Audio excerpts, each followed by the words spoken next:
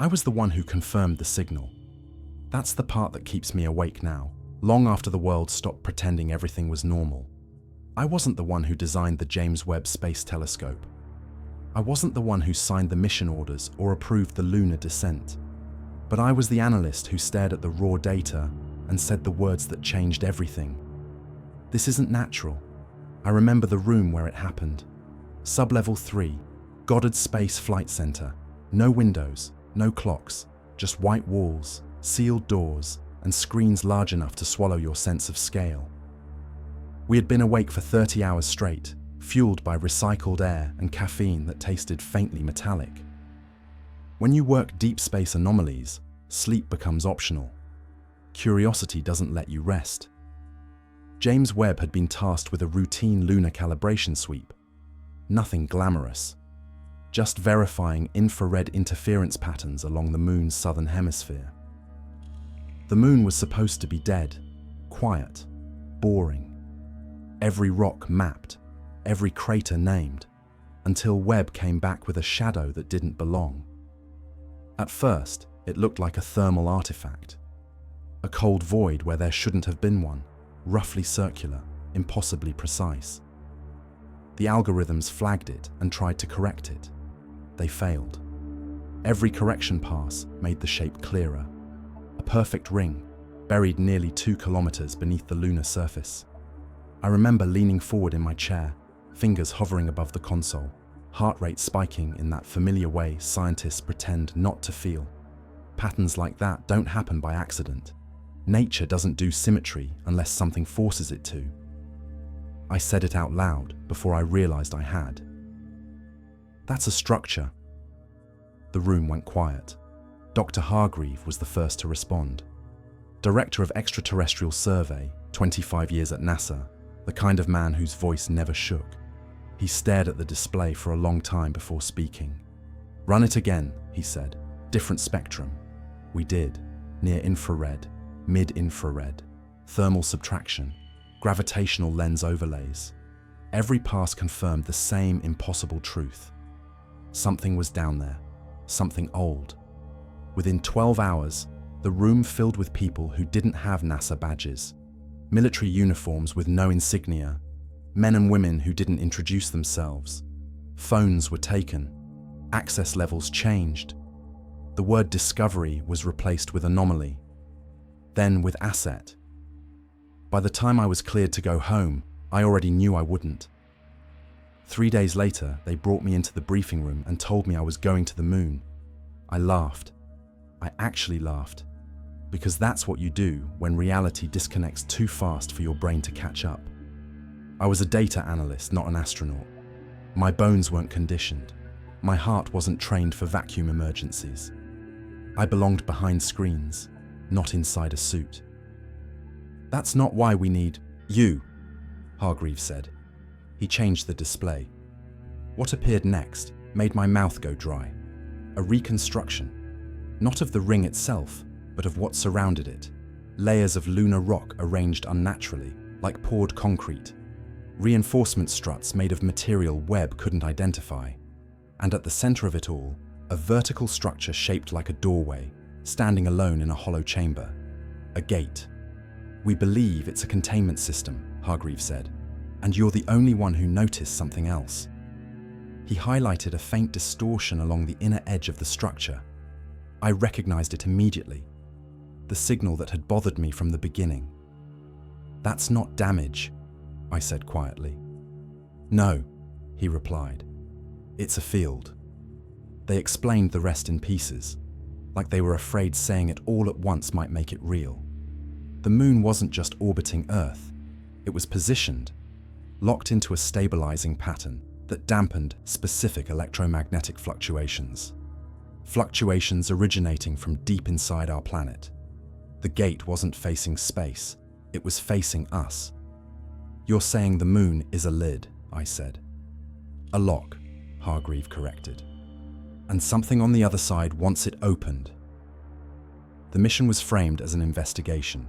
6 people, minimal interaction, no activation without authorization. They wanted eyes, measurements, confirmation. They wanted certainty. What they didn't say out loud was what all of us were thinking.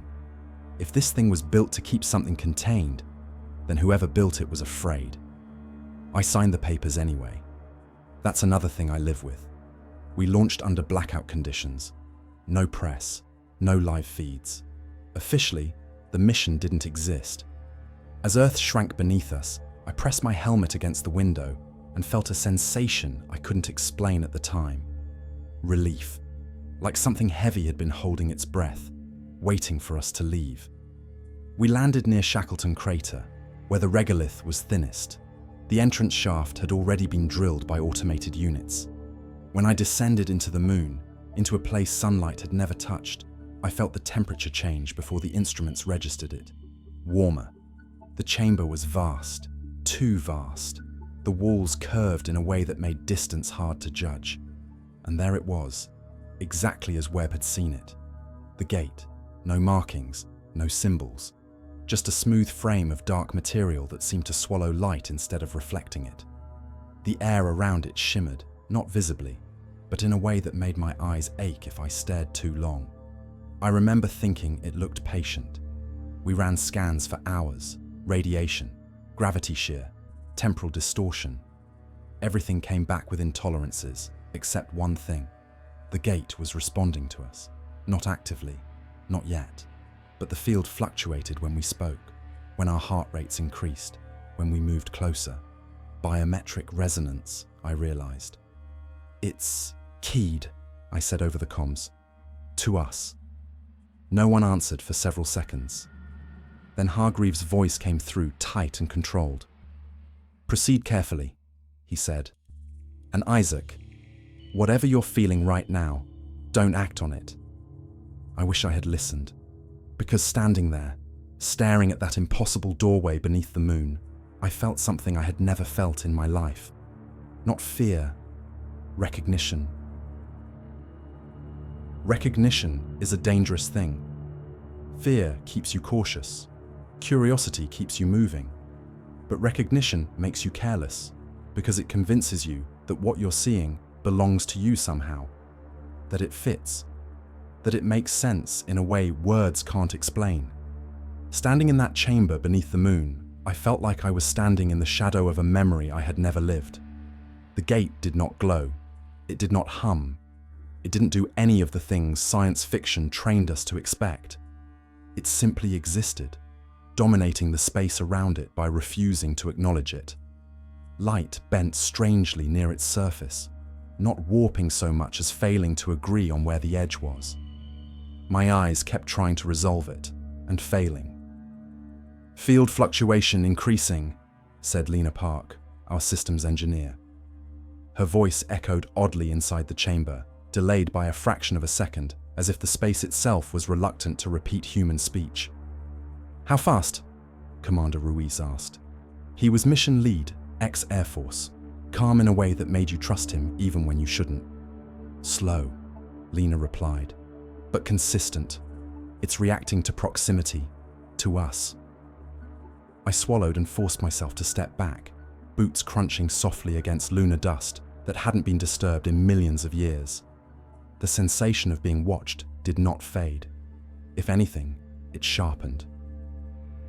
We spent the next 6 hours running controlled exposure tests, one person approaching at a time, vitals monitored, neural activity logged. Every movement created a response, subtle changes in the field's density, microscopic oscillations in the structure's inner surface. The gate was listening. At some point, I realized something else. The chamber wasn't empty, not physically. There were no shapes, no figures hiding in shadow.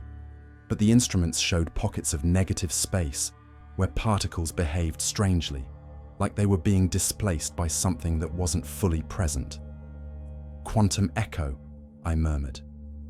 Ruiz looked at me. Meaning? Meaning whatever this gate is connected to, it's not entirely on the other side, I said. Some part of it is already here, overlapping, waiting. That earned me a look from mission control that I couldn't see but could feel through the silence that followed. The first directive came through an hour later. Authorization to initiate minimal activation. I remember the exact phrasing because it didn't say open, it didn't say engage, it said initiate, as if this were a process that had already begun long before we arrived. The activation mechanism was not a switch or a console. There were no visible controls at all. The gate responded only when Ruiz placed his gloved hand against the frame. The moment his palm made contact, the field tightened, like a muscle flexing. He froze. "Commander?" Lena said. "I'm fine," Ruiz replied, though his voice sounded strained. "Just feeling something." "What kind of something?" I asked. He hesitated. "Like pressure, behind my eyes." The instruments went wild. Neural scans spiked across the board, not just Ruiz's, but all of ours. The gate wasn't responding to him alone. It was responding to the collective presence of human consciousness. I felt it then.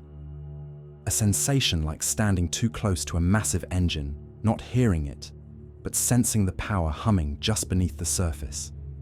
Images flickered at the edge of my vision.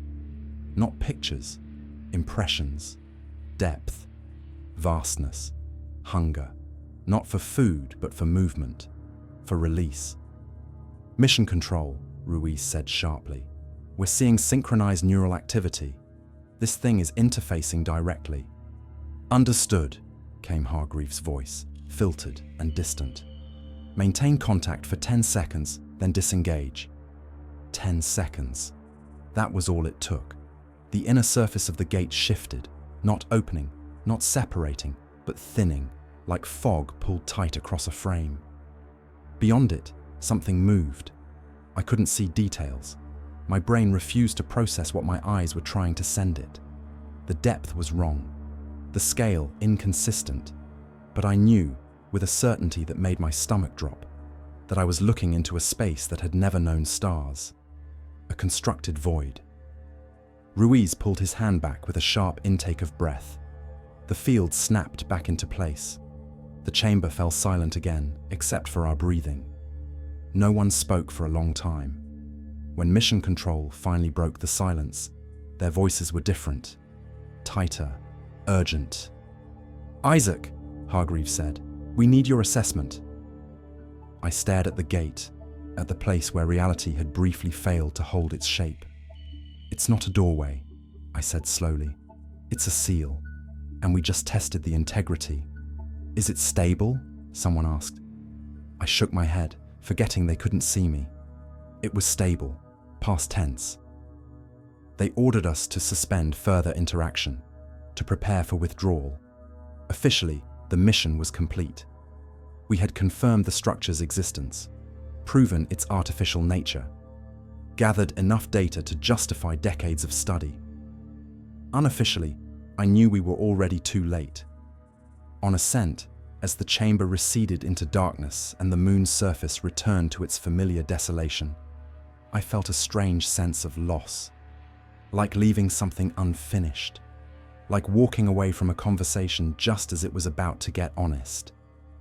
Earth looked the same from orbit, blue, fragile, alive. But the data didn't lie. Over the next 72 hours, anomalies began appearing everywhere. Fluctuations in Earth's magnetic field, subtle changes in lunar orbit, so small they would have been dismissed as noise if not for what we knew now. The moon was drifting, not away, into a slightly different alignment. I was quarantined in a windowless room, while analysts far above my clearance level argued about what to do next. Sleep came in short, fractured bursts, filled with dreams that weren't dreams at all. I saw worlds layered atop one another like transparent sheets. I saw structures growing inside planets, waiting for a signal. I saw the moon from far away, not as a satellite, but as a lock tumbling slowly open. When Hargreave finally came to see me, he looked older. "We believe the moon was placed where it is intentionally," he said, "to suppress something." "Inside Earth," I replied. "Yes." "And the gate?" He hesitated. "A failsafe, or a warning. We're still debating." I laughed, a short, hollow sound. "You don't build something like that to warn," I said. "You build it because you're afraid of what happens if it fails." "What do you think happens next?" he asked. I closed my eyes. "I think the moon has been holding its breath for a very long time," I said. "And we just gave it permission to exhale." Outside that room, the world went on. People argued about budgets and borders and elections. They looked up at the moon and saw the same familiar face they always had. They didn't feel the shift, but I did. And somewhere, deep beneath our feet, something ancient felt it too. They didn't tell the public the moon had moved. They didn't even tell most of NASA. The numbers were locked behind clearance walls and euphemisms: orbital adjustment, calibration drift, minor perturbation due to solar pressure. Anything that sounded like physics, anything that didn't sound like panic. But in the secure rooms where the lights never dimmed, the truth was written in red trend lines. The moon's orbit was correcting toward a configuration it hadn't held in recorded history, toward alignment. And the first real consequence didn't happen in space. It happened in the deep oceans. 3 days after our return, a network of hydrophones in the Pacific picked up a low-frequency pattern that didn't match tectonics, storms, or whale migration. It repeated every 18 minutes, like a slow pulse. The Navy flagged it. NOAA couldn't explain it. The signal didn't originate from the seafloor. It originated from deeper, from the mantle. I was brought into another briefing room, this one in a facility that wasn't on any map. Concrete corridors, no signage, armed guards who never made eye contact. The kind of place that made you understand, viscerally, that humanity had been hiding things from itself for a long time. Hargreaves stood at the head of the table beside a woman I didn't recognize. She wore civilian clothes, but her posture screamed military. Her hair was cut short, her eyes bloodshot with exhaustion. "This is Director Sato," Hargreaves said. "She oversees terrestrial anomaly response." Terrestrial anomaly response. The phrase made my stomach tighten. Sato tapped the screen. A visualization of Earth appeared, layered like an anatomy diagram. Crust, upper mantle, lower mantle, core, and embedded within the lower mantle, like a scar, was a shape that shouldn't exist. A ring. The same ring Webb had detected under the moon. My mouth went dry. "No," I whispered. "Yes," Sato said. "We found it after your mission. Or rather, we confirmed what some people have suspected for decades." I leaned forward, unable to stop myself. "You're telling me there's another gate inside Earth?" Hargreaves shook his head. "Not another. The original." The room felt suddenly too small, too sealed, like the walls were closing in. "The moon gate is a lock interface," he continued. "A control structure. The containment isn't on the moon." "It's here," I said, looking at the ring embedded impossibly deep within our planet. Sato nodded once. "And it's waking up." They played a recording next. Not audio, not exactly. A translated representation of the hydrophone signal, converted into something our ears could understand. It wasn't a voice, it wasn't language, but it had structure, it had intention. It sounded like a code that had been running for millions of years and had just shifted into a new phase. I felt the same pressure behind my eyes that Ruiz had described, the same sense of being observed from a place that shouldn't exist. "Why now?" I asked. "Why after all this time?" Hargreaves didn't answer. Sato did. "Because you touched the lock," she said, "and whatever is contained interpreted that as a change in status. A door doesn't need to open for the thing behind it to know someone is turning the handle." The next slide showed global magnetic field data. I'd seen fluctuations before, during solar storms, but this was different. The field wasn't spiking. It was reorganizing, lines of force shifting like muscle fiber, forming patterns too symmetrical to be natural. Magnetotelluric sensors are picking up anomalies, Sato said. Deep, slow movements, like something is stretching. She didn't say the obvious, but I heard it anyway. Like something was trying to fit itself into the shape of Earth. That night, they let me sleep in a bunk room that smelled of disinfectant and recycled air. I lay staring at the ceiling, listening to the distant hum of ventilation fans, trying to convince myself I was still in the world I'd grown up in. I wasn't. At 2:11 a.m., alarms dragged me out of a half-dream. Not klaxons, not screaming sirens. Just a soft, urgent tone that made your skin prickle because it meant the people in charge didn't want panic spreading through the halls. A guard opened the door. "Isaac, you're needed." I followed him through corridors where people moved too quickly and spoke in clipped whispers. In the operations room, screens displayed live feeds from all over the world. Satellite imagery, seismic charts, atmospheric readings, and one image kept repeating. A desert, somewhere in the American Southwest, shot from a high-altitude drone. The sand had shifted, exposing something dark beneath. A circular outline, too perfect, too large. The camera zoomed. The ring was surfacing, not completely, just enough to be seen. A black arc emerging from the earth like bone through skin. Sato stood beside the screen, jaw clenched. "Is this natural?" she asked no one in particular, as if daring the universe to lie. "It's the same material as the lunar structure," Lena Park said from across the room. She'd been pulled in too, her face pale. Same spectral signature. I stared at the image, at the ring rising in a place it should never reach. The Earth's crust isn't supposed to open like that. Mountains form over millennia. This was happening over hours. "It's not surfacing," I said quietly. Sato turned to me. "Then what is it doing?" I swallowed, feeling that pressure build behind my eyes again, pushing at the edges of thought. "It's aligning," I said. "It's moving into position, like the moon." Hargreaves stepped closer, his face lit by the cold glow of the screens. "Isaac, explain."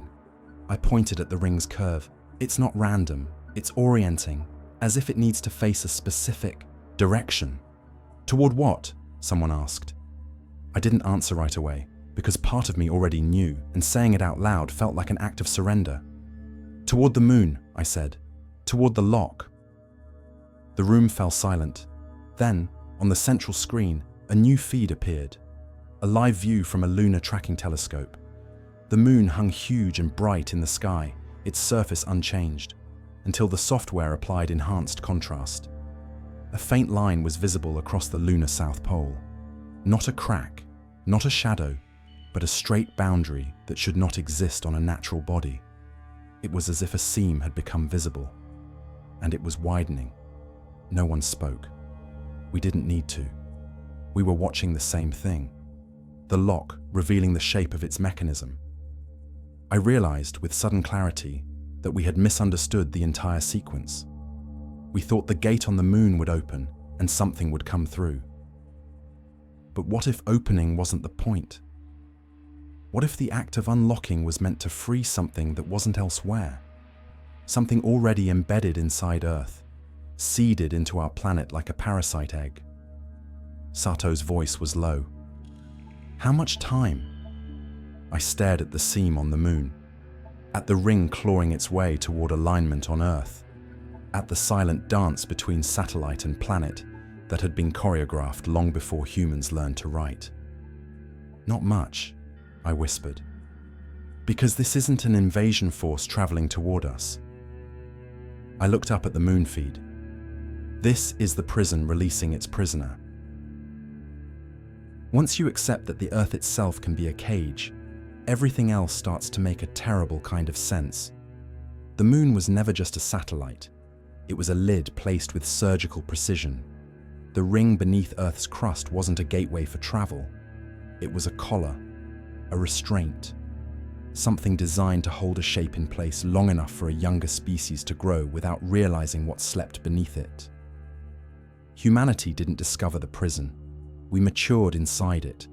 They shut down public satellites within hours of the desert exposure. The ring was buried again under layers of concrete, classified soil displacement, and lies that would hold just long enough to fail. You can hide a secret for a while. You can't hide a pattern once it starts repeating. Within a week, smaller disturbances appeared across the globe. Not rings, fragments. A perfect arc detected under Siberian permafrost. A black vertical slab rising from the seafloor near the Mariana Trench before sinking again. A brief gravitational anomaly beneath the Andes that caused seismic instruments to register impossible negative mass. Every fragment pointed to the same conclusion. The structure inside Earth wasn't a single object. It was a system, and it was coming online. They stopped calling it a containment breach and started calling it phase transition. Bureaucracy always does that. Changes the language when reality becomes too frightening to face directly. But behind the words, panic spread in controlled, quiet ways. Military assets were repositioned without explanation. Subterranean facilities were sealed and abandoned. Deep Earth drilling projects were cancelled mid-operation, their crews sworn into silence and given new identities. Too late. I was moved again, deeper this time. A place beneath a mountain where the air felt heavier, like the rock itself was listening. They installed neural dampeners in the walls. I could feel them when I slept, a faint pressure that kept my dreams shallow and fragmented. It didn't work. The dreams still came. I saw the Earth from far away, not as a sphere, but as a layered organism. I saw something vast coiled inside it, not wrapped in flesh, but threaded through stone and metal, like a nervous system. It wasn't dormant, it was restrained, and it was aware of us now. I woke one night to the sensation of falling inward, not down, but through myself. My heart was racing, my mouth dry. The room lights flickered once, then steadied. The moon had shifted again. Not enough for telescopes amateurs used to notice, enough for everything else. Tides became erratic, not higher or lower, but mistimed. Coastal cities reported flooding that didn't match lunar cycles. Migratory animals altered routes they'd followed for thousands of years. Whales beached themselves in numbers too large to ignore. Birds fell out of the sky. The official explanation blamed solar interference, radiation storms, anything external, anything that didn't require looking down. They brought me into the core chamber 3 days later. At its center was a holographic projection of Earth and Moon, rotating slowly. But layered over it was something new, a lattice of lines connecting specific points on the planet's surface to corresponding regions on the Moon.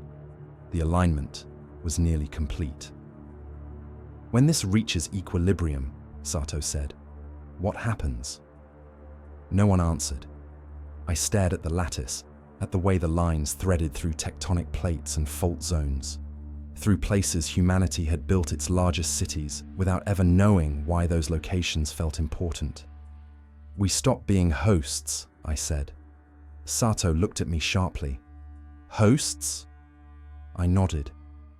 This thing isn't invading in the way we imagine. It doesn't need ships.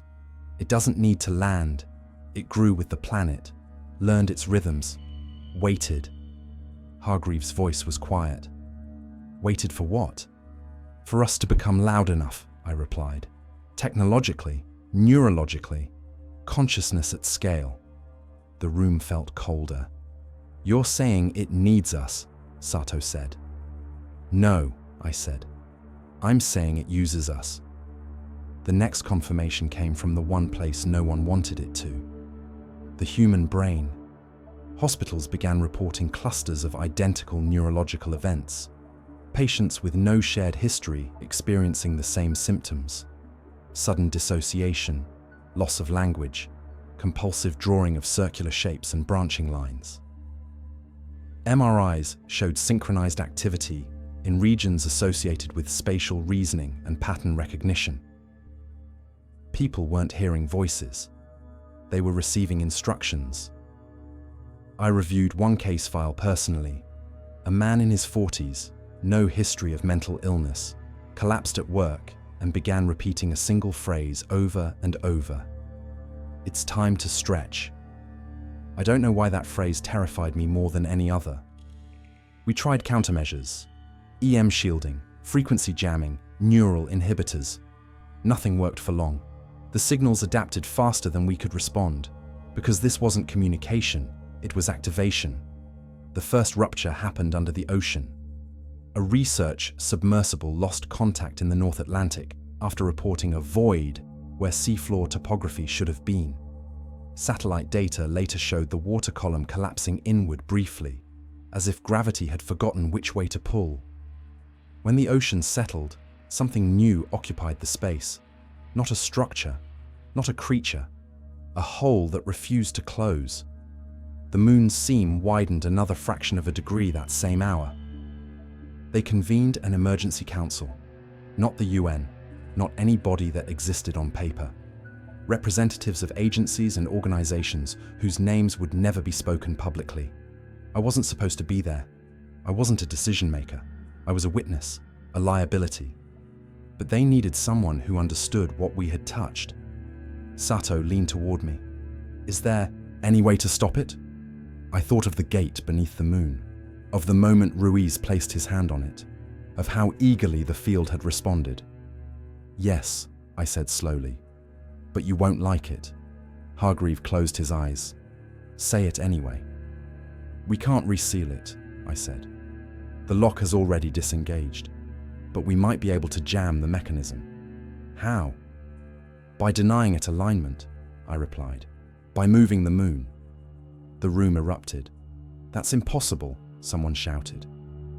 "It would destabilize the planet," another voice said. "It would end civilization," a third added. I waited for the noise to die down. "This ends civilization anyway," I said quietly. "Just not immediately. What's waking up doesn't need us alive. It needs us processed." Silence followed. Sato spoke first. "You're proposing we alter the moon's orbit?" "Yes." "With what?" I swallowed. "With the gate." The realization spread slowly across the room. "You want to use the lock as a lever?"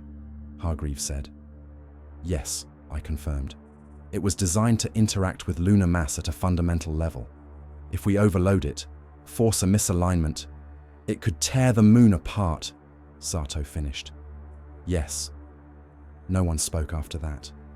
I stared at the hologram of the moon, at the familiar face humanity had projected meaning onto for as long as we'd existed. Calendar, myth, guardian, prison wall. "If we do nothing," I said, "the Earth stops being ours, slowly at first, quietly. By the time anyone realizes what's happening, there won't be a way to stop it."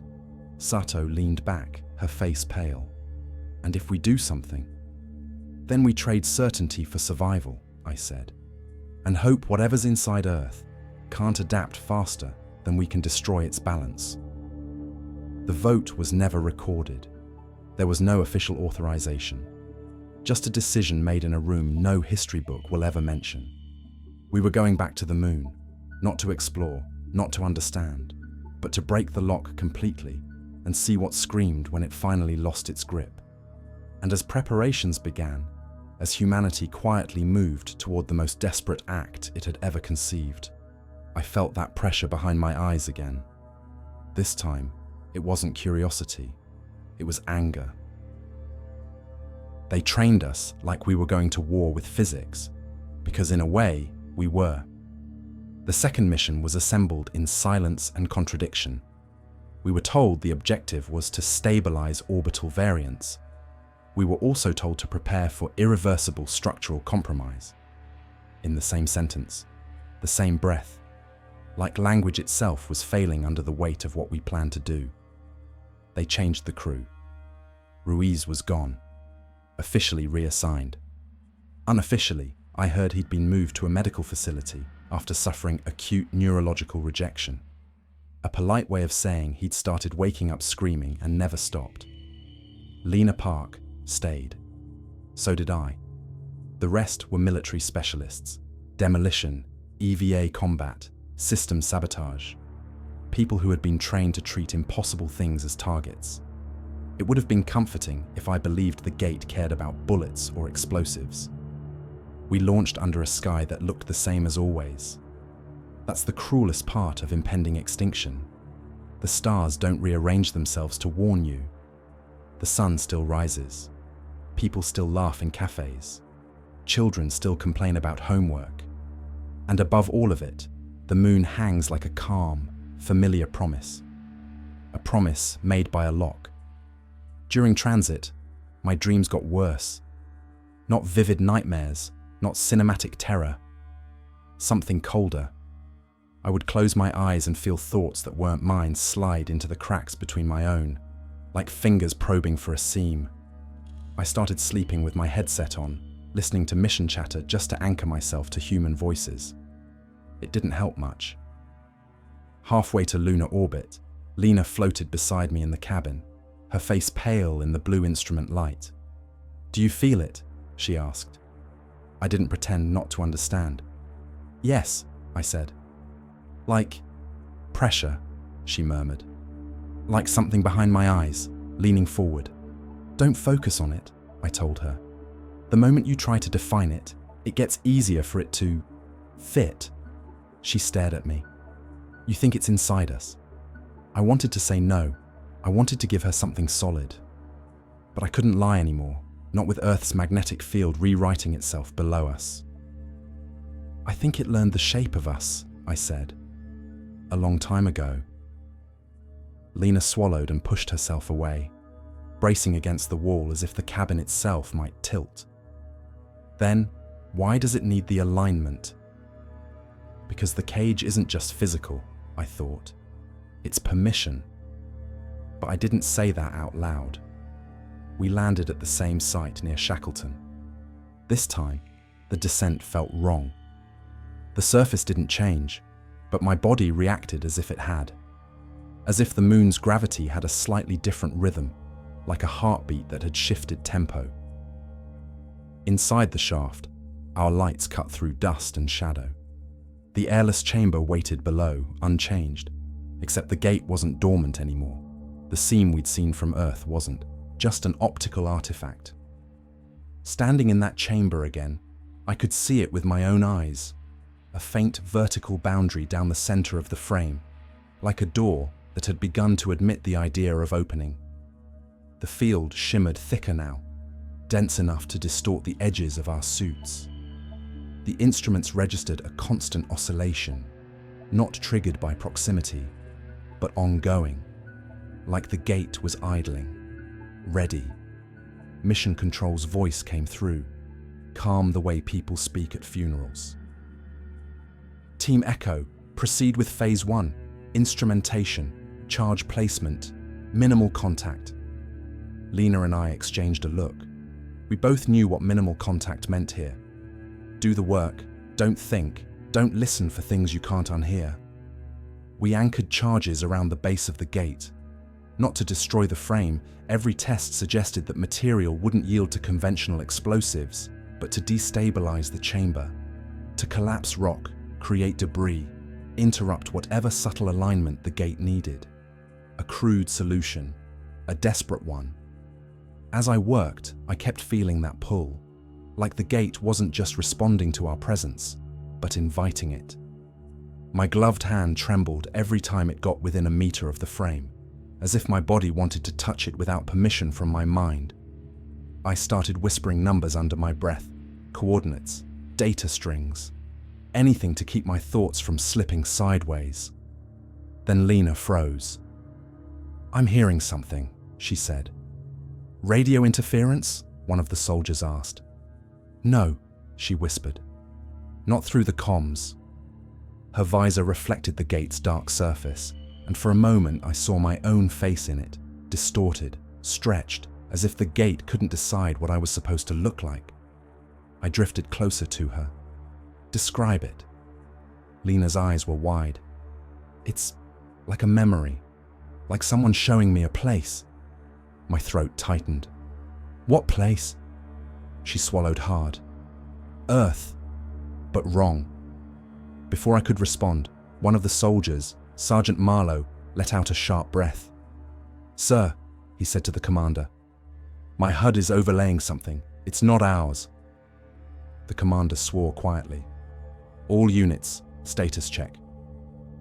One by one, voices reported the same thing. Visual distortions, phantom telemetry, overlays that looked like maps but didn't match lunar terrain. Patterns of branching lines, rings inside rings. The gate was inside our systems now. And then it happened. The seam down the gate's center brightened, not with light, but with absence. Like the world behind it was draining color from our reality. Lena grabbed my arm, her glove clamping hard enough to hurt through the suit. "It's opening," she breathed. "No," I said, and the word came out sharper than I intended. "It's sinking." Because I could feel it. Not a mechanical action, not hinges or panels. A resonance building through the chamber walls, through my bones, through the fluid in my eyes. The field tightened around us like a net. Mission Control's voice cut in, suddenly less composed. "Echo team, confirm gate activity." The commander hesitated. "Confirmed, it's..." He didn't finish. A pressure wave hit, not physical, but neurological. My vision tunneled. For a second I forgot my name, forgot why I was there, forgot the difference between Earth and Moon. And in that second, something else filled the gap. A thought that wasn't mine. Open. I jerked back, slamming into the chamber wall. My suit alarms chirped, complaining about impact. Across the room, Sergeant Marlowe screamed. Not a sound, more like a wordless rush of breath, and tore at his helmet seal with both hands. "Stop!" the commander barked. "Marlowe, stop!" Too late. The seal broke. In vacuum, there's no dramatic explosion, no cinematic pop, just instant, brutal reality. Marlowe's body convulsed as the pressure equalized. His eyes bulged. Blood foamed at his mouth, and through the clear curve of his visor, I saw something else. A shape reflected in the gate's surface that did not match any of us. Tall, thin, wrong angles. Marlowe's body went limp, floating, and the gate's seam widened another fraction. The field drank something from him as he died, like it had been waiting for the exact moment human biology failed. Lena sobbed once, a sound swallowed by her suit. The commander's voice cracked. "Mission Control, Marlowe is down. We need immediate... Proceed to Phase 2, Hargreaves said coldly. The commander froze. "Phase 2? Sir, we just lost a man." "Proceed," Hargreaves repeated, "or we lose the planet." I stared at Marlowe's drifting body, at the gate that had tasted death and grown more eager. Phase 2 meant detonation. It meant collapsing the chamber around the gate while we were still inside it. The commander looked at us, eyes hard behind his visor. "Set your charges," he ordered. "We're blowing it." Lena's hands shook as she armed the detonators. Mine did too. Not from fear, from the sick, impossible sensation that the gate wanted us to do it. Like breaking the lock was part of the system's final design. We backed toward the shaft, counting down, preparing to run. And behind us, the seam widened again, slow and deliberate. Like something on the other side was smiling without a face. The countdown was the only thing that still made sense. Numbers are honest. They don't interpret. They don't dream. They don't get seduced by the idea that something vast and ancient has finally noticed you. As we backed toward the shaft, I clung to the timer in my visor like it was a rope in a dark river. 30 seconds. 29. The charges were set into drilled pockets around the chamber's perimeter, not on the gate itself. That frame sat there untouched, arrogant in its indifference, like it knew the explosive force of human ingenuity was a child throwing stones at a mountain. The plan was simple: collapse the ceiling, bury the mechanism, disrupt alignment. Except the gate wasn't just a mechanism, it was a participant. The seam down its center widened in time with our retreat, not accelerating, not rushing, but matching us, like it was keeping pace, ensuring we wouldn't escape the moment we were trying to create. "Keep moving," the commander snapped. No hesitation. His voice cracked in a way he probably didn't notice.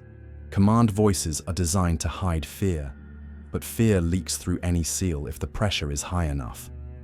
Lena was ahead of me, one hand on the tether line. Her other hand kept brushing her helmet as if she could wipe something off the inside of the visor. She didn't look back. I was grateful. 20 seconds. My mind kept returning to Marlowe's face as the seal broke. The awful intimacy of watching a human body fail instantly and efficiently. But what haunted me wasn't the death. It was what happened after. The way the gate's field tightened, as if the vacuum had been a key inserted into a lock. The way the seam widened as Marlowe's life bled out, like the gate had been waiting for a specific biological event. A threshold crossed. 19. 18. We reached the base of the shaft. The entrance tube rose above us like a throat leading to the surface. The ascent line trembled slightly in the low gravity, reacting to our movement. Up, the commander ordered. Now. We started climbing. Lunar gravity makes you feel stronger than you are. Every pull lifts you farther than it should. It tricks you into thinking you can outrun consequences. 15 seconds. My gloves slid along the line. My suit's joints hissed softly as I moved. The chamber below fell away into darkness, but the gate stayed visible longer than it should have, its silhouette refusing to shrink with distance, like it was an object closer than physics allowed. Lena's breathing was ragged. 12, she whispered. I didn't ask why she was counting too. I knew. We both needed the numbers to drown out everything else. 10 seconds. Mission Control's voices filled the comms, overlapping, clipped, strained. Echo team, confirm ascent. Telemetry is unstable. Gate field is spiking. Hargreave cut through it all, calm as a scalpel. Detonate on schedule. 8 seconds. And then the gate did something it hadn't done before. It spoke, not in sound, not in language, in certainty. The pressure behind my eyes became a hand. It pressed inward and then turned, like twisting something inside my skull. For a fraction of a second, the world narrowed to a single thought that was not mine, and yet felt horrifyingly familiar. You can't bury a door by collapsing the hallway. My fingers slipped. My body lurched, swinging out from the shaft wall. For a moment I was weightless, suspended over darkness. The tether caught me, snapping me back, and pain flared through my shoulder. I gritted my teeth and kept climbing. 5 seconds. Below, the chamber lit with a thin band of absence as the seam opened wider. Not a crack now, a gap. A slit into a place that did not belong inside our universe. Something moved behind it. Not a creature stepping forward, not a silhouette framed by light. More like a shifting density, like the void itself was rearranging into a shape that could be used here. 3 seconds. The commander's voice was sharp. Hold on, brace. 2, 1, detonation. The blast didn't sound like anything. In vacuum, explosions are silent. But the force traveled through the shaft walls, and the vibration reached my suit like a hammer strike. Dust billowed upward, a grey storm erupting from below. The ascent line jerked. Lena screamed as debris struck her suit, pinging against her helmet like hail. My HUD flashed warnings: structural instability, particulate saturation, sensor occlusion. The shaft shuddered again, then again. The collapse was happening. For a moment, relief surged through me. The crude human plan might actually work. We might bury the lock interface under thousands of tons of lunar rock and delay alignment long enough to... The vibration stopped abruptly. Not because the collapse finished, because something caught it. The dust cloud froze mid-ascent. Not drifting, not settling. Hanging in place like a photograph. Individual particles suspended, motionless, as if gravity had been turned off by a hand that knew where the switch was. My breath hitched. Lena's voice came through my comms, small and trembling. Isaac, why isn't it falling? I couldn't answer, because my brain was screaming a truth my mouth didn't want to say. The gate's field had expanded. It wasn't confined to the chamber anymore. It was reaching up the shaft toward us, shaping the environment like clay.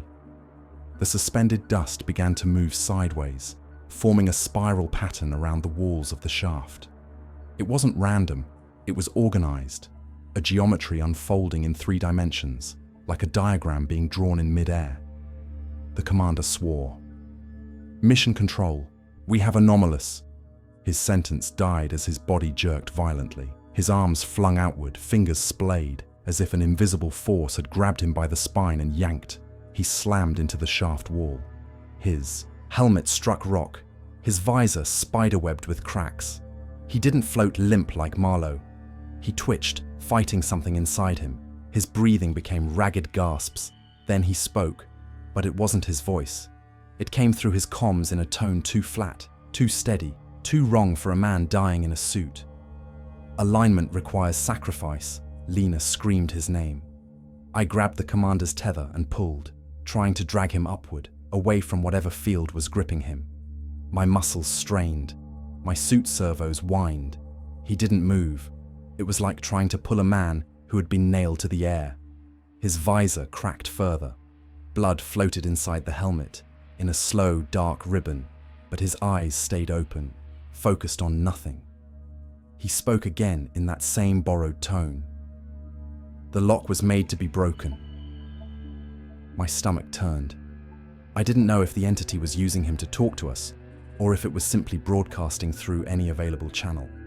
Either way, the message was clear. We weren't disrupting the system. We were completing it. The suspended dust spiral tightened. Particles formed lines. Lines formed rings. Rings formed a lattice that climbed up the shaft around us, like a living diagram. I looked down through the haze. The chamber below was visible again, not in detail, but in shape, and the collapsed rock hadn't buried the gate. It had arranged itself around it, like ribs around a heart. The seam was open now, wide enough to reveal a depth that made my vision blur, and within that depth, the movement I'd glimpsed earlier was clearer. Not a body, a formation. Many shapes layered together, overlapping, as if something vast had pressed an army into a single-dimensional slice to fit through a door it didn't fully need. Lena clung to the line, sobbing. "We need to go. We need to go now." I wanted to agree, but my gaze locked on the gate, on the lattice of dust and rock responding to it like iron filings to a magnet. An understanding hit me so hard, it felt like a physical blow. The moon wasn't being torn apart by our sabotage, it was being reconfigured. We hadn't jammed the lock, we'd struck it hard enough to knock it into its final position. And somewhere beneath Earth's crust, the original ring must have felt that shift, like a key turning in a long-sealed door. Mission Control's comms erupted in frantic voices, but Hargreaves cut through again. Quieter now. "Echo Team," he said, "return immediately. Earthside containment has failed. Repeat, containment has failed." My blood went cold. Lena's eyes met mine through her visor. What does that mean? I stared down the shaft at the open seam and the impossible depth beyond it. "It means," I said, voice barely steady, "while we were trying to break the lock, something inside Earth heard it unlock." The ride back to Earth should have taken days. In my memory, it takes minutes. Time behaves strangely when your mind is trying to protect itself from what it already knows. It compresses, it blurs, it edits. I remember the ascent from the lunar surface like flashes of a nightmare. The cramped module, Lena's shaking hands strapped into restraints, the commander's body still pinned in the shaft below because we couldn't bring him, because we couldn't even move him, because something had claimed him in a way gravity couldn't argue with. I remember looking out the porthole at the moon as we pulled away. The seam was visible even without enhancement now. A faint vertical scar across the southern hemisphere, like the moon had been scored with a blade. And as we burned for orbit, I watched that scar widen, imperceptibly, but relentlessly, like a slow blink. Then Earth came into view, and the dread changed shape. Because the planet didn't look wrong, it looked beautiful. Blue oceans, swirling cloud bands, the curve of home. That's what makes it so hard to explain to someone who hasn't seen it. The betrayal of normality.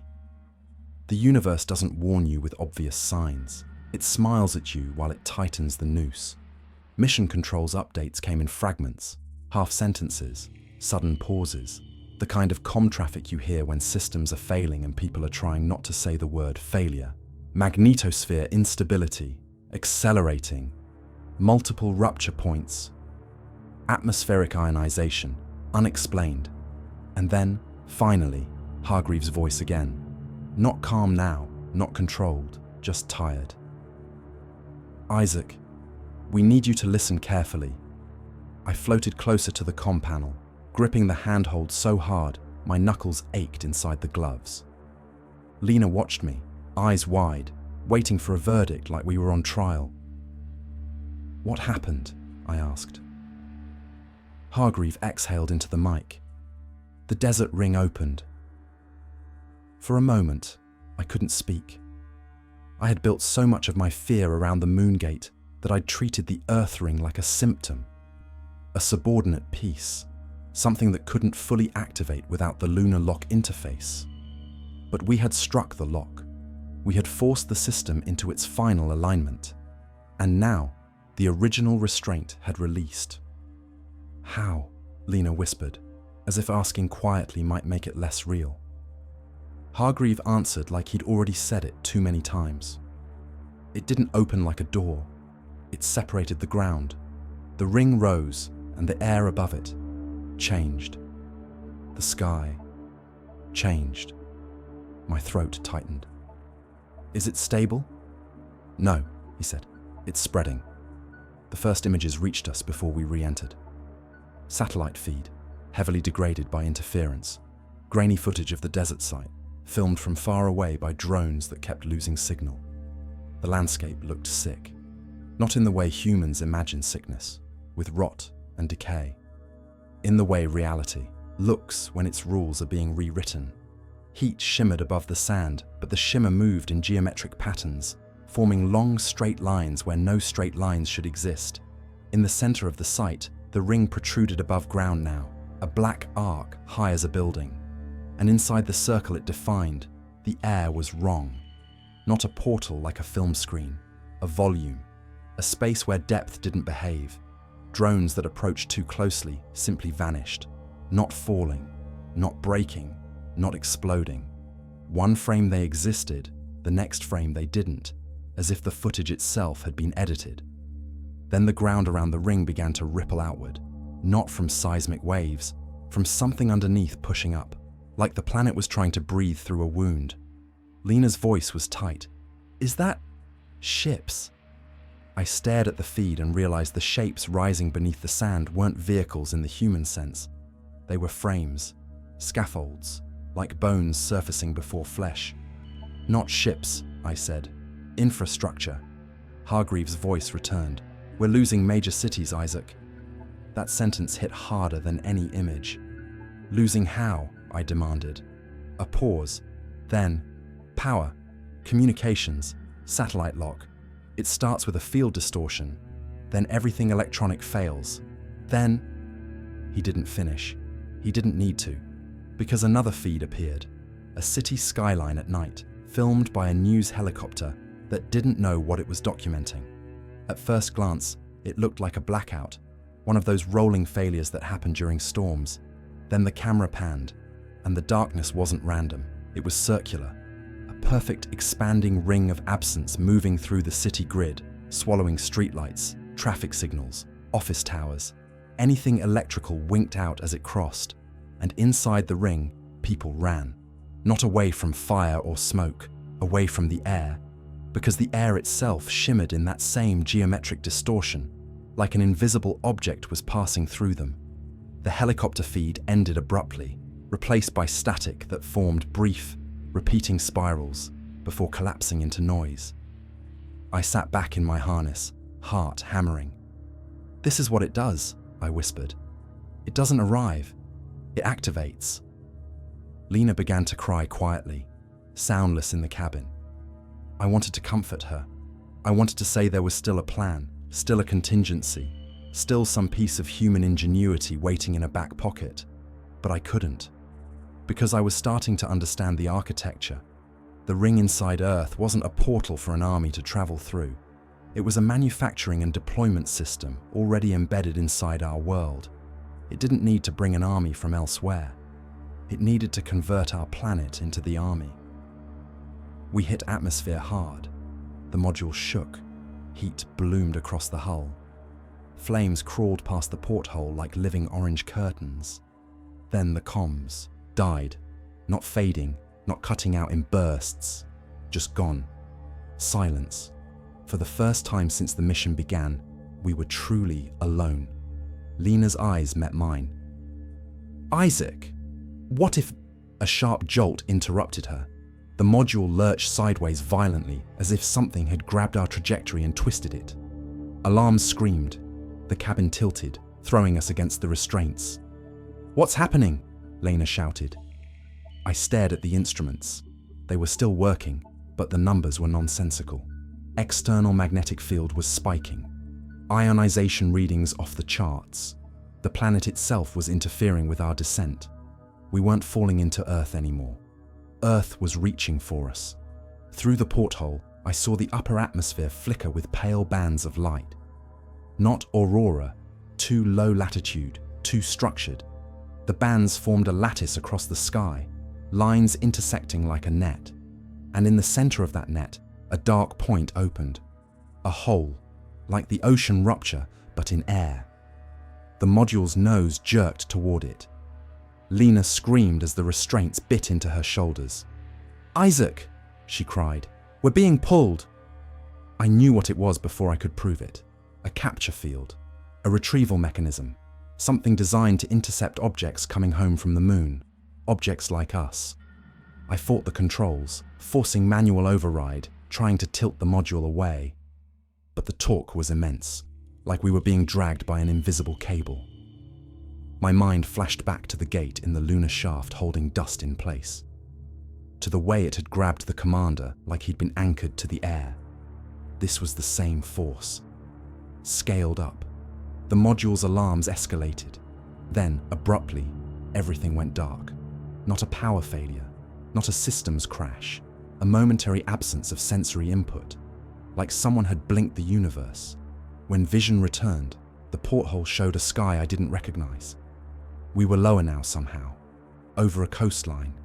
The ocean beneath us was churning with strange patterns, circular swirls that didn't match wind currents.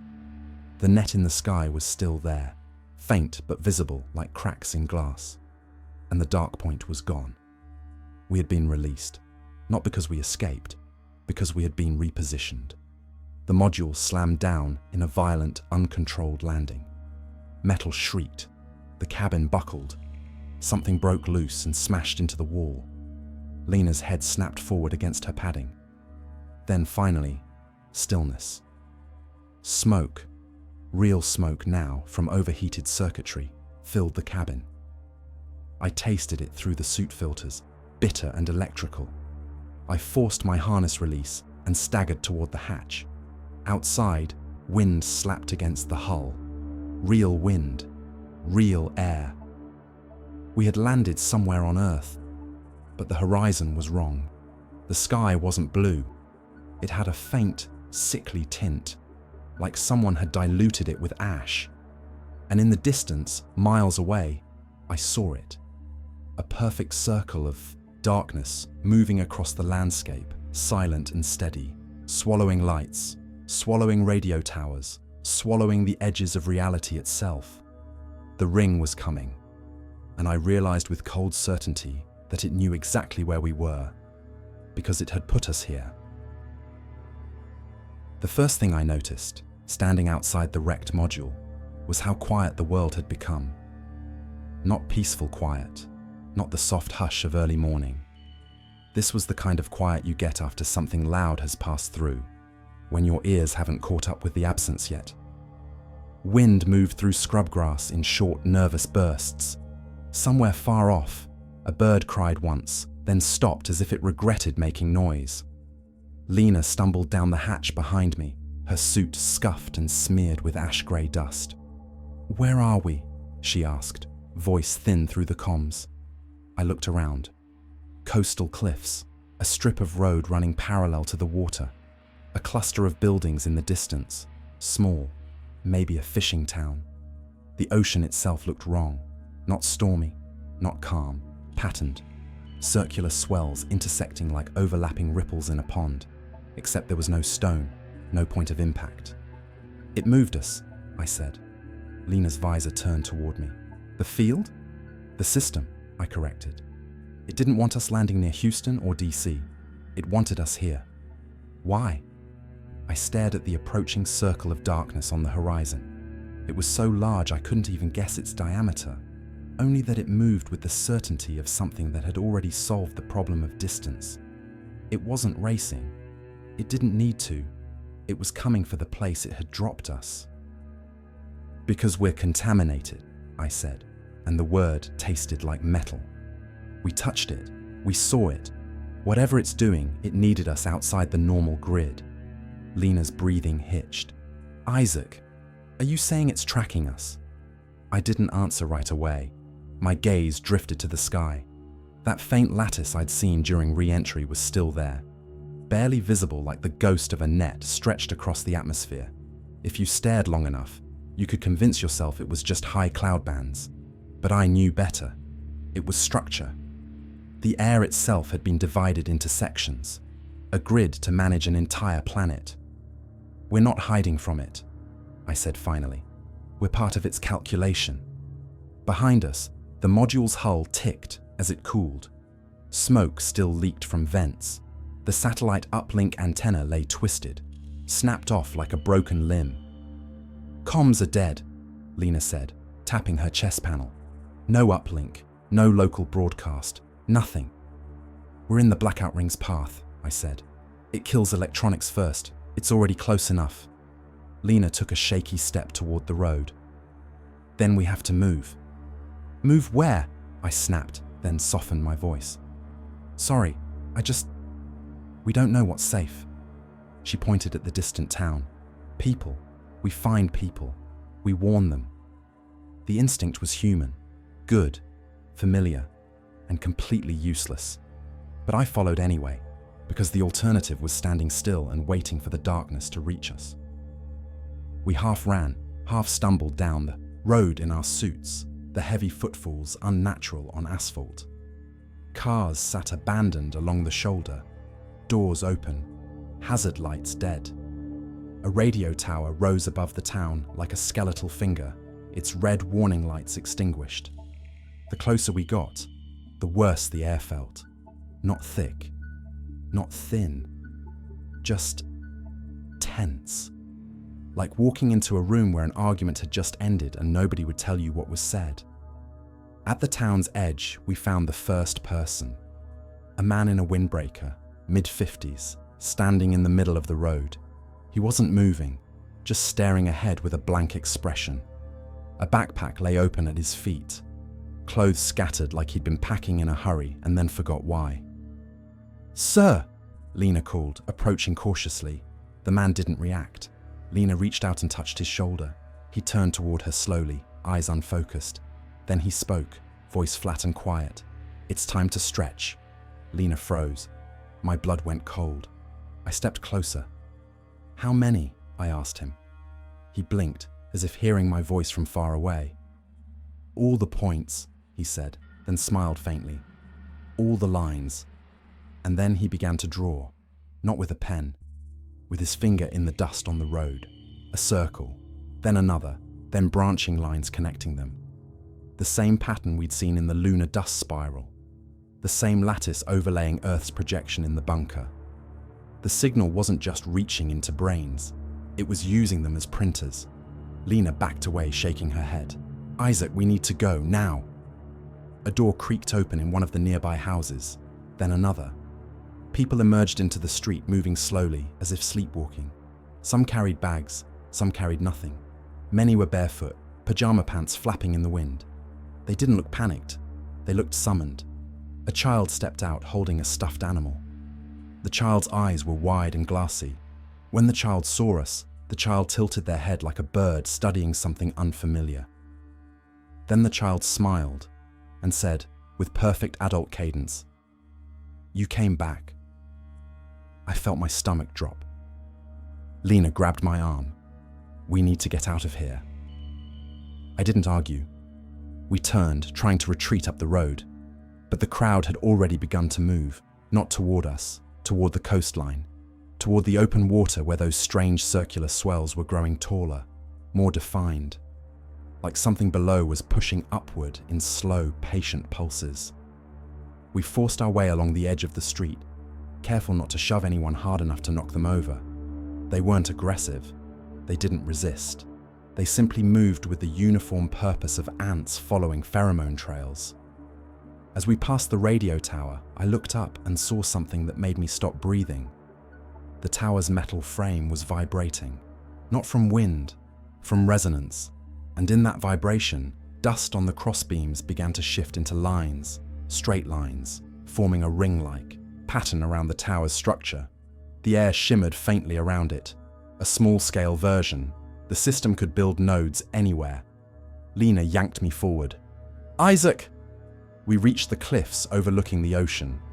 Below, the water was no longer just patterned. It was parting, not like a wave pulling back, like a door opening.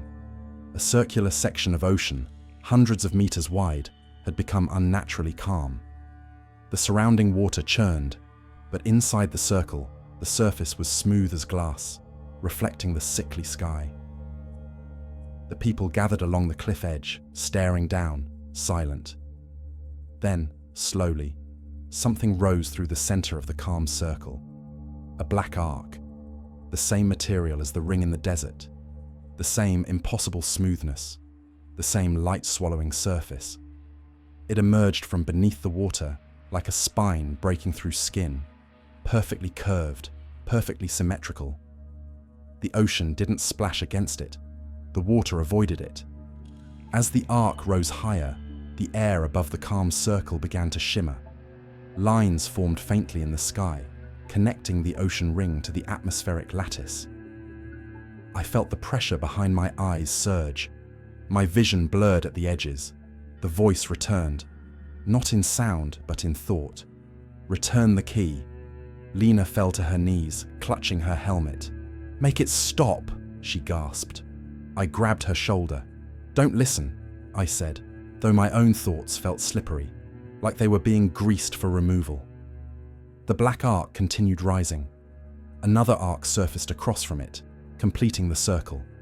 The ring locked into place above the waterline, and the air within the circle thickened, becoming visibly distorted, a volume of space changing. The people on the cliff began to step forward, one by one, as if drawn by a gentle pull. A woman in a bathrobe reached the edge and simply walked off. She didn't scream, she didn't flail. She fell in a straight line into the calm circle below and vanished the instant she crossed the boundary of the distorted air. The crowd didn't react. They just kept stepping forward, one after another, walking calmly into the abyss as if it were a doorway home. Lena's voice trembled. "Isaac, they're feeding it." "Yes," I whispered. "It's building." And then I understood why we had been dropped here. Not for safety, not for isolation, for proximity. The system had created a node in the ocean, and it needed something from us to finalize it. It needed the ones who had touched the lunar lock, the keys.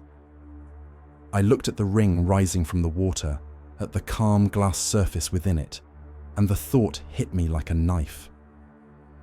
This wasn't an invasion corridor.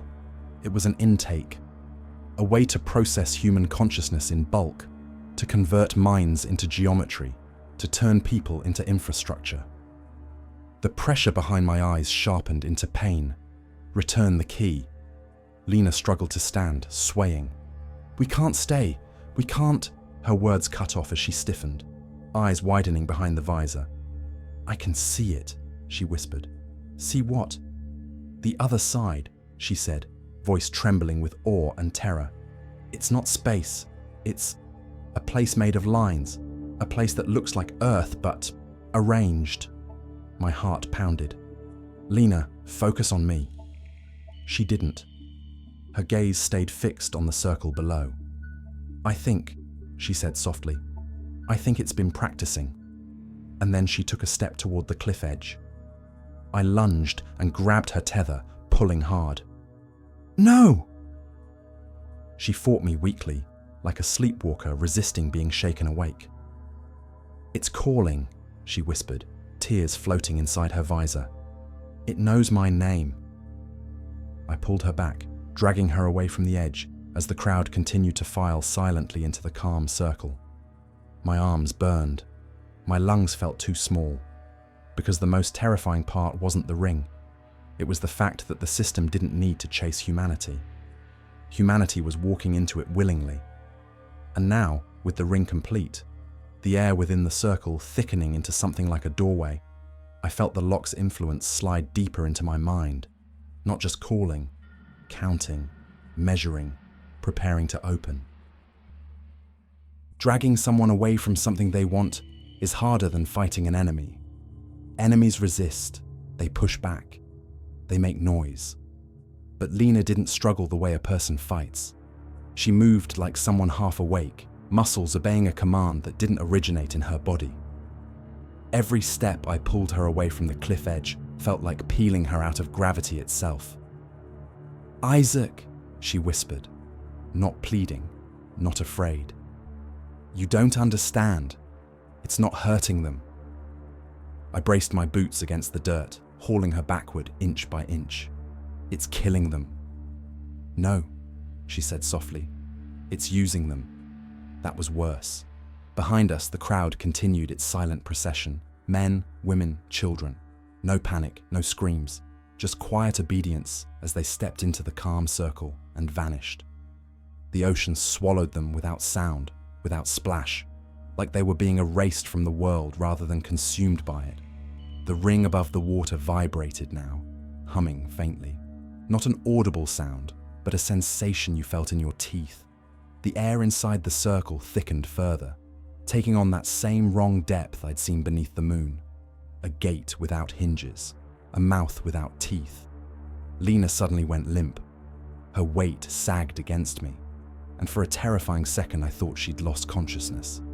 Then her helmet turned toward me, eyes suddenly sharp, focused in a way they hadn't been since before the moon. It's almost complete, she said. My heart hammered. What is? The network, she replied. This isn't just one node. There are dozens, hundreds, anywhere the ground can resonate, anywhere the air can hold a pattern. She spoke faster now, words tumbling out like she was racing something. The moonlock didn't just suppress one system. It kept all of them dormant, isolated. Now they're waking up together. I stared at her. How do you know this? Her gaze flicked past me, toward the ring. Because it's showing me. It's showing all of us, not images, states. It wants us to understand. That's how it gets permission, I said. Through comprehension. Lena smiled faintly. Exactly. The smile terrified me more than her panic had. Behind her, the sky shifted. The faint atmospheric lattice grew brighter, lines sharpening as if someone were increasing the contrast on reality itself. The net was tightening. A low rumble rolled through the ground, not seismic, not explosive, more like a deep exhale traveling through stone. The ring above the ocean pulsed, and something answered. Far out on the water, beyond the calm circle, the surface broke. Not violently, not suddenly, but deliberately. A line of disturbance extended toward the horizon, as if something immense was sliding just beneath the waves, tracing a path toward the shore. Lena's breath caught. That's not a node, she whispered. I followed her gaze, dread coiling in my chest. Then what is it? She didn't answer right away. Her eyes unfocused slightly, pupils dilating. A deployment, she said. The word settled like ash. The system wasn't just building infrastructure. It was activating components that had been waiting in place for eons. I tightened my grip on Lena's tether. "We're leaving. Now." "Where?" she asked quietly. I didn't have an answer, but standing still meant surrender. We turned away from the cliff and ran. The town behind us had changed. Not physically. The buildings were still there. The roads still cracked and weathered. But the feeling was different.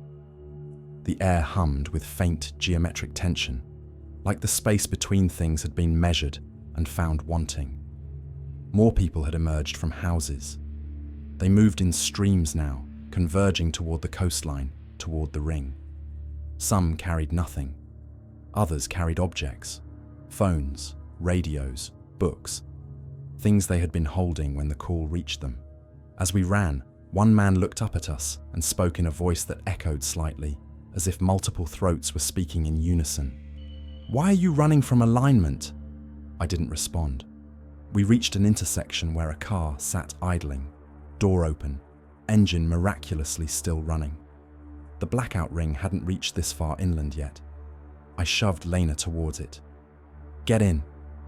She hesitated, looking back toward the ocean, toward the ring. "They need us," she said. "No," I snapped. "They're using us." I pushed her into the passenger seat and slammed the door. I didn't wait for her to argue. I jumped into the driver's seat, threw the car into gear, and floored it. The engine roared. Tires squealed. We tore down the road, leaving the silent procession behind us. For a moment, a fragile, precious moment, it felt like escape. Then the road ahead shimmered. The air warped, bending straight lines into curves. The painted lane markers twisted, pulled sideways, as if the road itself were being folded. I slammed the brakes. The car skidded to a halt, inches from a wall of distortion that hadn't been there seconds before. A ring, smaller than the one at the ocean, maybe 30 meters across, embedded in nothing, hanging in the air like a ghost of geometry. The same black arc material traced its circumference, incomplete but stabilizing rapidly as lines of force snapped into place around it. A pop-up node. Lena stared through the windshield, awe and terror mingling on her face. "It's anticipating us." "Of course it is," I muttered. "We're variables." The ring pulsed. The car's engine died. So did the dashboard lights, the radio, everything electrical. The sudden silence felt like being smothered. The ring's interior thickened, the air inside becoming opaque, depthless. I felt the pressure behind my eyes spike again, sharper this time, accompanied by a sense of urgency that wasn't mine. Return the key. I squeezed my eyes shut, fighting the thought. "We can't let it take you," Lena whispered. I opened my eyes. "You were just saying it needed us." "It does," she said, "but it doesn't need both of us." My heart lurched. "What are you talking about?" She reached up slowly and began unclipping her harness. Her movements were deliberate, calm. "If it processes one of us," she continued, "it completes this node. It stabilizes. But if it takes both—" "No," I said, grabbing her wrist. "Absolutely not." She looked at me then, really looked at me, and for a moment I saw the Lena I'd known before all of this, the engineer who laughed at bad jokes, the woman who had squeezed my hand in the lunar shaft when the darkness pressed too close. "You're better at resisting it," she said softly. "You always were. You question. You doubt. Listen. That doesn't mean... It means I'm already halfway gone," she interrupted gently. "And you know it." I wanted to argue. I wanted to tell her we'd find another way, another plan, another miracle. But miracles are just coincidences we survive long enough to name. The ring hummed louder. Lena leaned forward and pressed her helmet against the windshield, staring into the opaque volume beyond the glass. "I can feel what's on the other side," she whispered. "It's not pain. It's order, structure, like being part of something that finally makes sense." My throat burned. "Lena, please." She turned to me one last time. "Don't let it finish." Before I could react, she wrenched her wrist free and kicked the door open. The air outside shimmered violently as she stepped out of the car. The ring's pull intensified, tugging at her suit, at her thoughts. I lunged after her, grabbing her tether again, planting my feet against the car frame. "Lena," I shouted. "I won't let go." She looked back at me, tears floating inside her visor. "You have to," she said. The ring surged. The force yanked her forward, dragging me half out of the car. My grip burned. My muscles screamed. The tether strained, fibers whining under impossible tension. For a split second, I saw into the ring. Not a place, a process. Layers of consciousness being unfolded, flattened, reassembled into patterns of force, people becoming geometry, memories becoming pathways, identity reduced to function. The system wasn't cruel, it was efficient. The tether snapped. Lena was pulled from my grasp, her body arcing gracefully into the ring's interior. The moment she crossed the boundary, she vanished. Not disintegrated, not destroyed, simply absent. The ring pulsed once, then it stabilized. The distortion smoothed, the hum softened. The node was complete. I collapsed onto the asphalt, gasping, my hands shaking uncontrollably. The pressure behind my eyes receded slightly, like a predator settling back after feeding. The ring ahead of me remained, quiet now, content. And in my mind, I felt a new awareness settle. Not Lena's voice, not a thought, a count.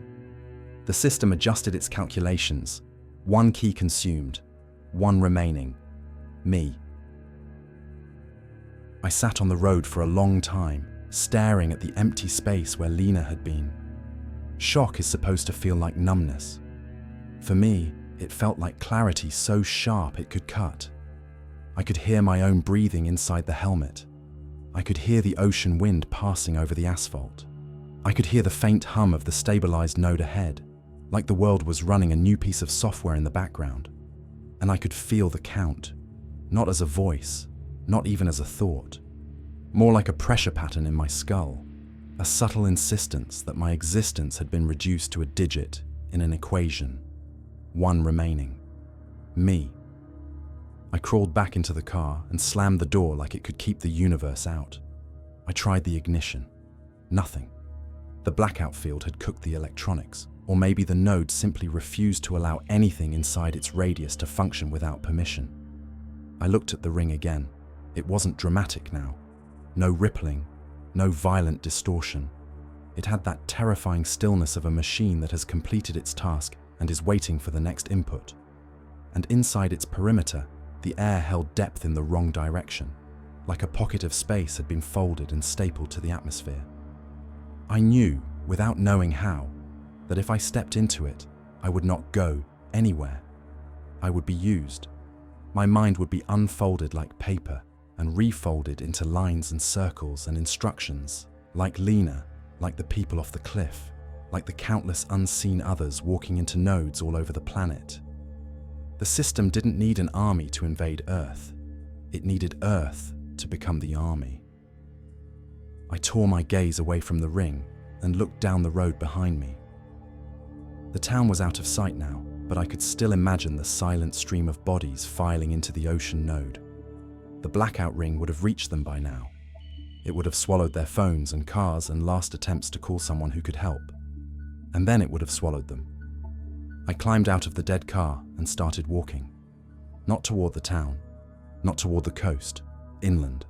Because if the system had placed me here, it had done it for a reason. And if it wanted me processed, then it would keep pushing me toward nodes until I broke, unless I changed the terms. I followed the road until it became a dirt track, then cut through brush and low trees, moving away from structures, away from anything that might resonate. My suit's oxygen supply was limited, my water limited. Every step was a countdown of another kind, but I kept walking. Hours passed. The sky dimmed toward evening, though evening felt like an insult to what was happening. The light didn't fade naturally. It bled away unevenly, as if the atmosphere's grid was consuming wavelengths in sections. The faint lattice above became more visible at dusk, lines shining like pale scars across the clouds. I found a hill overlooking a wide valley. Far below, a highway ran through it like a vein. Cars sat abandoned in clusters. Some were piled at odd angles, as if drivers had stopped and simply walked away. I raised my visor's optical enhancement and scanned the valley. At first, I saw nothing. Then the air above the highway shimmered. A ring boundary. Not fully formed, but present, like a sketch waiting for ink. And in the center of it, people stood in loose groups, staring upward with blank faces. Waiting. I backed away from the hilltop, heart pounding. The system wasn't just building nodes, it was planting them in our paths. It didn't hunt like an animal. It herded. My comms were still dead. My suit's navigation system was degrading. But I had one advantage the system couldn't fully predict. I knew its mistake. It thought I was just a key, a necessary component to complete a mechanism. But keys can break inside locks. I had seen the moon seam widen. I had seen the lock interface catch collapsing rock and arrange it like ribs. I had seen the Earth ring open and spread its field across cities. I had seen the node stabilize when it consumed Lena. The system required resonance, alignment, and it required the key to finalize certain phases. If I could deny it that finalization at the worst possible moment, I stopped walking. A new sensation had entered the air, like static crawling over skin. My suit sensors didn't register it, but my nerves did. The pressure behind my eyes returned, accompanied by a faint tightening in my jaw. The system had noticed my deviation. I forced myself to breathe steadily. "I'm not going," I whispered, though there was no one to hear me. The thought came back, more insistent than before. "Return the key." I pressed my gloved hands against my helmet, as if I could hold my mind in place. "No," I said aloud. "You don't get permission." The pressure spiked, and for a moment I saw Lena again. Not her face, but her presence. A faint imprint in the edge of my consciousness, like an outline of someone erased, but not fully removed. And in that outline, I felt something else. A fragment of what she had seen. Not a place. A blueprint. The system wasn't improvising. It was executing a design that already existed. Nodes weren't random. They were connecting, forming a global lattice that mirrored the moon's seam and Earth's ring. A completed circuit. Once the circuit closed, the planet itself would become a stabilized gate, a platform, a weapon, a thing that could move. My stomach turned. The implication was too large to hold. Earth wasn't being invaded. Earth was being repurposed. As I stood there shaking, the sky above the valley brightened along one segment of the lattice. Lines intensified, intersecting over a point far away. A node was forming close. I didn't wait to see it happen. I ran. I ran until my legs ached and my suit's warnings screamed about oxygen and fatigue. I ran into the only terrain that didn't invite. Resonance. Fractured rock, old quarry land, a place where the ground was broken into jagged slabs, a place where nothing clean and circular could easily form. I collapsed behind a boulder, panting, and looked up. The lattice above had shifted. The lines were converging again, searching. Then, faintly, I heard something. A helicopter. Real sound. Real engine vibration through air. It was distant, but it was there. I scrambled up the rocks, scanning the sky. A military helicopter swept over the ridgeline, flying low and fast, its searchlight cutting through dusk. For a second, hope hit me so hard it felt like pain. Then the searchlight flickered. The chopper's lights blinked out mid-flight. Its rotor pitch changed sharply, an ugly wobble, and the aircraft dipped, struggling. The blackout field had touched it. The chopper vanished behind a distant hill, followed a second later by a dull, muffled impact that I felt more than heard. Hope died in my chest. The system wasn't just shutting down cities. It was denying rescue. It wanted me isolated. and it was willing to burn the world's remaining tools to keep it that way. I sank back behind the boulder and tried to think like a scientist again, like a man who solved problems with evidence instead of fear. The system needed me. That meant I had leverage. If I could reach a node at the moment it was unstable, while it was forming, while the field was still organizing, and then deny it completion by disrupting the resonance, a terrible idea took shape.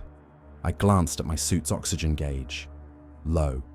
I glanced at my suit's emergency purge system, designed to vent oxygen and equalize pressure in case of certain failures. A human body in vacuum triggered the gate's response, I remembered. Marlowe's death had widened the seam. The system fed on thresholds, biological failure, consciousness rupture, the moment human order collapses. If that was true, then I could choose how it fed. I could poison the process. I stared at my gloved hand, at the sealed environment keeping my fragile biology separate from the air the system was rewriting, and I understood what I had to do, not to survive, to break the circuit. I moved at dawn, when the lattice was faintest, and followed the convergence lines as best I could. I found the forming node in a dry riverbed, its boundary shimmering like heat haze, incomplete but hungry. The air inside it thickened and thinned rhythmically, like a throat learning how to swallow. I approached until my suit alarms began to stutter. The system was close enough to interfere with my electronics. Perfect. I stepped to the edge of the node and looked into its depthless interior. No stars, no light, just layered geometry waiting for my mind to become part of it. The pressure behind my eyes surged so hard I nearly blacked out. Return the key. I raised my hand to the emergency purge switch. My heart hammered. My throat tightened. I thought of Lena's last look. Don't let it finish. I'm Isaac, I whispered, and you don't get to make me part of your design. I flipped the purge. Oxygen hissed violently from the suit. The sudden pressure shift slammed into my chest. My lungs seized. The world narrowed to pain and the desperate instinct to breathe. The node reacted instantly. The shimmer thickened. The boundary snapped into a perfect circle. The air inside it warped, pulling, tugging at me like gravity had changed its mind. Good, I thought through the panic. Take it. Take the wrong thing. The moment my suit integrity failed, the node surged, trying to process the threshold event, trying to consume the key as it broke. And I did the final thing it didn't expect. I stepped forward, not as surrender, as sabotage. The node's field wrapped around me like a net of cold mathematics. My vision exploded into lines and circles. My consciousness tugged apart. But before it could finish, I felt the lattice above tremble, because the circuit wasn't ready. The node was incomplete, and I was forcing it to close early with a corrupted key. For an instant, I sensed the entire system reacting.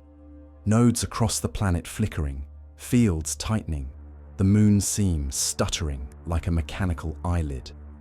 A ripple of instability spread through the lattice. Then the world snapped, not like an explosion, like a decision. The node collapsed inward, folding its own geometry into itself. The shimmer imploded. The air screamed silently. The ground beneath me cracked, fracturing into jagged shapes that refused symmetry. The last thing I saw was the sky lattice flickering, lines breaking, retreating like a net pulled away from a struggling animal. The last thing I felt was the pressure behind my eyes releasing, sudden and complete, like a hand finally letting go. And then, nothing. Not darkness, not peace, just absence.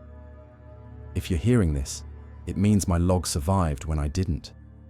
It means someone found the recorder in the wreckage of my suit, or pulled it from rock where it shouldn't have been. It means the system didn't finish. Or maybe it did, somewhere else, in another configuration, and this message is just the last human-shaped thing I managed to leave behind. Either way, remember this. The moon was never watching over us. It was holding something down, and the moment we tried to understand it, it started to understand us back. If you made it to the end, thank you for staying with the story. If you want more long-form cosmic horror about hidden missions, ancient technology, and truths humanity was never meant to uncover, make sure you subscribe. New stories are uploaded regularly, and they don't get easier. Until next time, don't assume the sky is empty, and don't assume the moon is on your side.